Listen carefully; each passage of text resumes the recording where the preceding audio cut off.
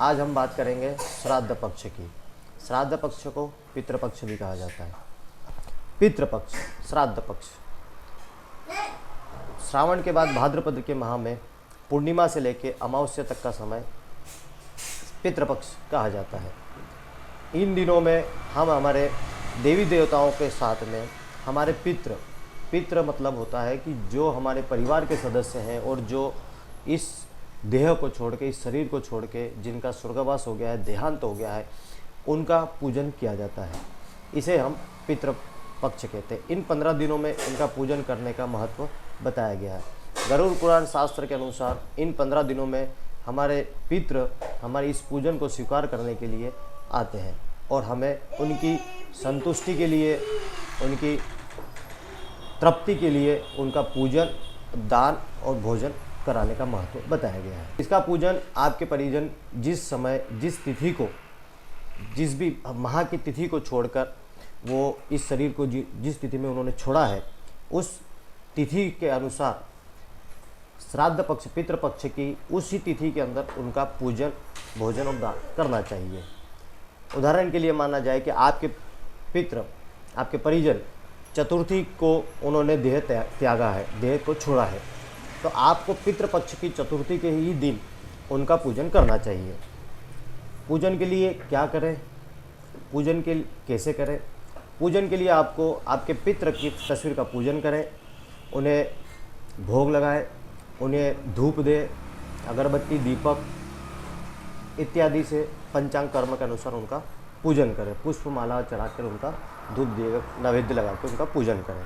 साथ में आपके नज़दीक, आपके परिचित ब्राह्मण को बुलाएं और ब्राह्मण को भोजन कराएं। भोजन के पूर्व आप भोजन के 5 बराबर हिस्से करिए। उस भोजन के हिस्सों में, 5 भोजन में आप सबसे पहले ब्राह्मण को भोजन कराएं, तत्पश्चात आप गाय को भोजन दें, इसके बाद आप चींटियों को भोजन कराएं, कौवे को भोजन कराएं और कुत्ते को भोजन कराएं। इन 5 को आप भोजन कराएं, ब्राह्मण को भोजन कराएं। भोजन के पूर्व आप संकल्प करा सकते हैं कि हमने हमारे पितृ का पूजन किया है, उनके निमित्त हमने भोजन कराया है, दान कर रहे हैं, उसके निमित्त आप उनका संकल्प करा के उनको, ब्राह्मण को भोजन कराएं और दान दें। दान की चीज़ें ऐसी होना चाहिए जो ब्राह्मण उसका उपयोग कर सके। अक्सर देखने में आता है कि दान की चीज़ें ऐसी होती है कि जो ब्राह्मण उसका उपयोग नहीं कर पाता है, क्योंकि आप जो उन्हें दान कर रहे हैं वो आप आपके पितृ को दान कर रहे हैं, ताकि वही वस्तुओं का जितना वो ब्राह्मण उपयोग करेगा वो आपके पितरों को उसका उतना लाभ मिलेगा। साथ ही आपके पितृपक्ष में इन 15 दिनों के अंदर आपके घर में, आपके परिवार में कोई भी मेहमान आता है, कोई भिखारी आता है, भोजन के लिए कोई मांगने के लिए आता है, या आपके घर में कोई पक्षी, जीव जंतु रोज़ाना आ रहे हैं, तो आप उन्हें भी भोजन कराएं, उन्हें भी खाना दें, क्योंकि आपके पितृ किस रूप में आ रहेंगे ये आप नहीं जानते।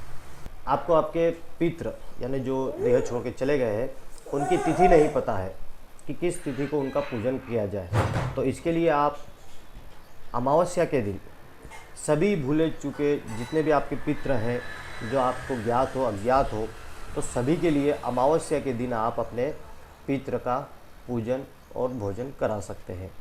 साथ में आप रोज़ाना 1 लोटे में जल, उसमें काली तिल्ली डालकर आप पीपल को जल चढ़ा सकते हैं। पीपल को जल आप प्रतिदिन चढ़ा सकते हैं, पूर्णिमा से लेकर अमावस्या तक, ताकि वो पितरों के तर्पण के लिए होता है। साथ ही आप गाय को भी रोज़ाना रोटी खिला सकते हैं, रोटी दीजिएगा,